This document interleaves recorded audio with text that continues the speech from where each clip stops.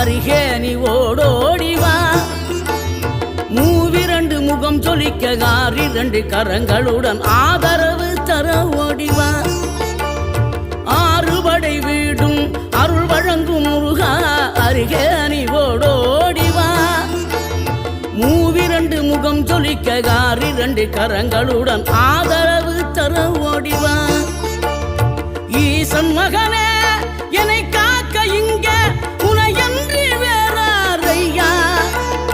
நெஞ்சார நான் நினைக்க பஞ்சாமிர்தம் கொடுக்கும் ஒரு தெய்வம் நீதானையா ஒரு தெய்வம்